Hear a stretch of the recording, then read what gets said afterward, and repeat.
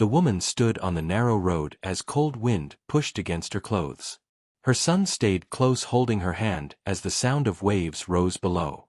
The cliff dropped sharply into the restless ocean far beneath them. Ahead of them stood an old house leaning slightly toward the sea. Its walls were faded but strong as if built to survive storms and time. The woman felt fear and pull in her chest she could not explain. She had never heard of this house until a letter arrived days ago. The letter carried her late husband Aaron's handwriting clear and steady. It spoke of a place she must visit and a truth she must see. There was no address, only directions written with care. She read it many times unsure if grief was guiding her steps. Yet something inside her would not allow her to ignore it. Her son Noah looked at the house with quiet wonder and worry. He was old enough to feel loss but young enough to still hope. Aaron had passed away 2 years earlier, leaving silence behind. Life since then had been careful, filled with routine and restraint. This journey felt different, as if the past was calling them forward. Noah trusted his mother and followed without questions. The door opened with effort as the woman pushed it inward. Inside, the air smelled of wood, salt, and old memories. Light streamed through wide windows facing the endless water. The house felt empty yet alive, as if holding its breath. On a table near the window rested a small carved boat.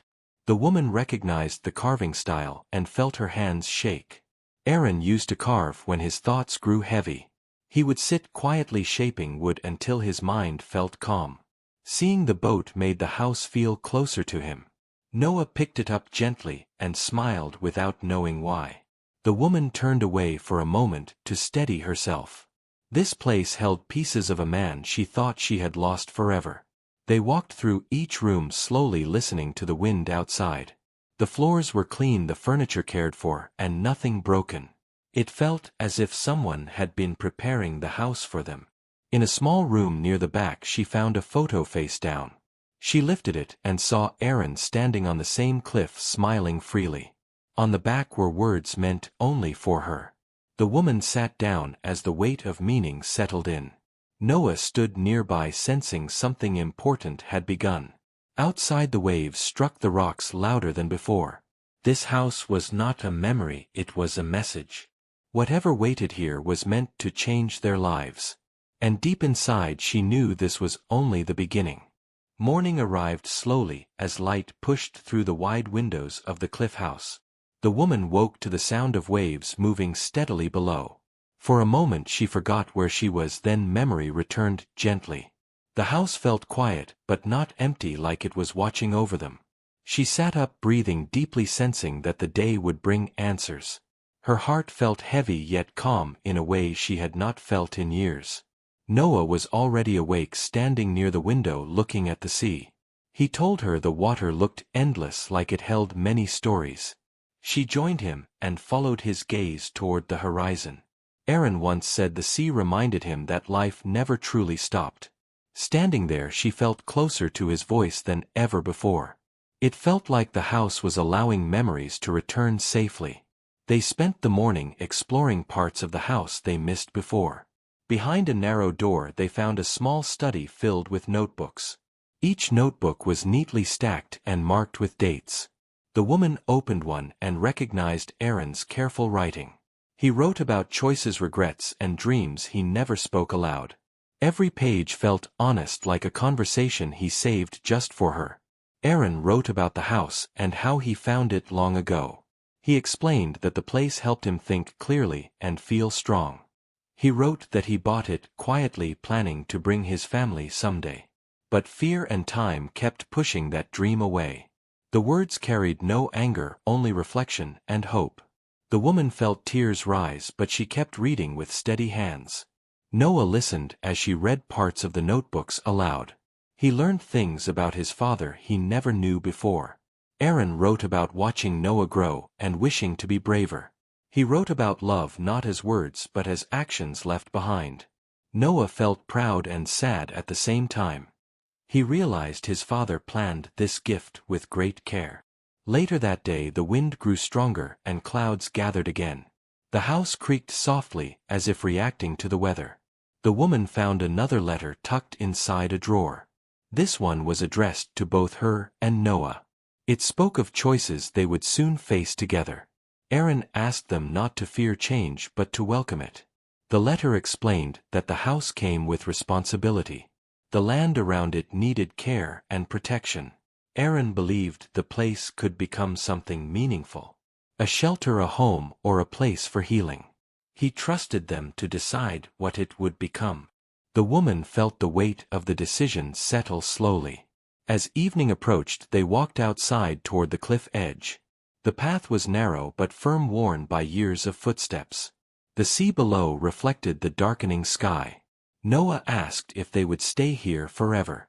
The woman told him she did not yet know. But she promised they would not run from this gift. That night they sat together by the window as the wind eased. The house felt warmer than before, as if welcoming them fully. The woman realized grief had not ended, but it had changed shape. It no longer felt like an empty space but a bridge forward. Aaron's presence felt real through every word and wall. And both mother and son understood that their future had begun here. The next morning arrived with softer light and calmer air. The sea below moved slowly, as if resting after days of noise. The woman stepped outside and breathed deeply, feeling strength return. Noah followed, carrying one of the notebooks close to his chest. Both felt that the house was no longer a mystery. It was becoming a part of their daily rhythm. They decided to walk along the land surrounding the house.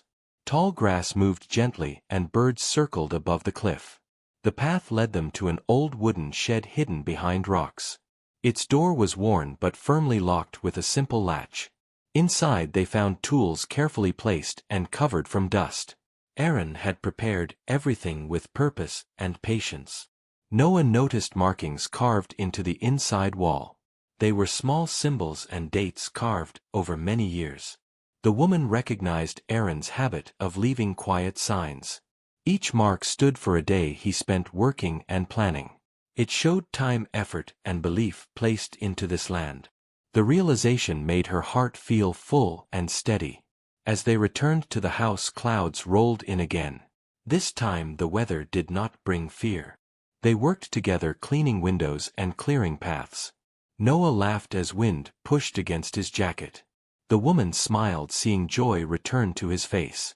The house was no longer silent, but alive with movement. In the afternoon, a stranger appeared on the distant path. He was older, with slow steps and kind eyes. He introduced himself as Ben, a caretaker from nearby land. He said he once helped Aaron when the house was first repaired. Ben spoke warmly, describing Aaron as thoughtful and gentle. The woman listened carefully, learning more pieces of the past. Ben explained that Aaron helped local travelers during storms. He offered shelter, food, and quiet support without seeking praise. The house had become a place of rest for those in need. Aaron believed the cliff house should give more than it took. Ben said Aaron trusted that one day his family would continue. The woman felt pride mixed with responsibility settle within her.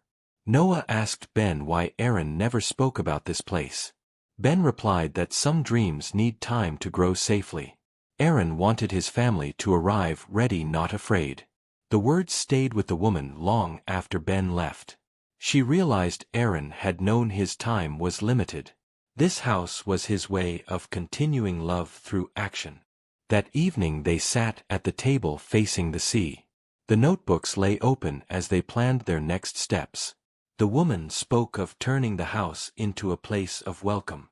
Noah suggested helping travelers and people who needed rest. They agreed the house would not remain hidden or unused. It would become something living and meaningful.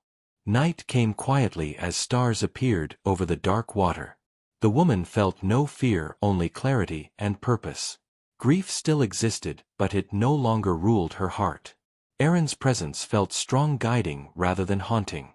The cliff house stood firm against wind and time. And together mother and son stepped closer to a future built on care. The days that followed moved with steady purpose and quiet strength.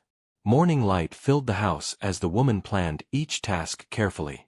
Noah helped willingly, learning responsibility through simple work. They fixed broken rails, cleared paths, and opened rooms long unused. The house slowly changed from memory into motion. Every action made the space feel more alive and welcoming. News of the occupied house began to spread among nearby travelers. Some stopped by asking for water or a moment of rest. The woman welcomed them with calm kindness and clear rules. Noah watched closely, learning how care could be firm and gentle. The house started to feel like a shared promise. A place built not for hiding but for helping. One afternoon a sudden storm rose without warning. Winds pushed hard and rain struck the cliff with force. A small group of travelers appeared seeking shelter. The woman opened the door without hesitation, guiding them inside. Noah helped prepare warm food and dry blankets. The house proved its strength against the storm. As rain fell loudly, the travelers shared quiet stories. They spoke of long roads, lost chances, and new beginnings. The woman listened without judgment, offering only presence. Noah realized how safe people felt within these walls. The house did more than protect from weather. It gave space for hearts to rest and recover. After the storm passed, the travelers thanked them deeply. One older woman held Noah's hand with gratitude. She said the house felt guided by a kind spirit. The woman felt tears rise, but she smiled calmly. Aaron's belief had reached beyond time and loss. His gift was already shaping lives. Ben returned days later, bringing supplies and support. He saw the changes and nodded with approval. He said Aaron would be proud of what they were building. The woman shared their plan openly with him. Ben promised to help protect the land and spread word carefully. The house now had allies as well as purpose. Noah grew stronger through each day of shared effort. He spoke more openly, laughed more freely, and stood taller. The woman saw healing happening quietly within him. Grief had turned into action and understanding. He was no longer just remembering his father. He was continuing his work. One evening the woman walked alone to the cliff edge. The sea below reflected the soft glow of sunset. She spoke quietly, thanking Aaron for his guidance. The pain of loss still existed, but no longer controlled her. She felt grounded, steady, and capable of leading forward.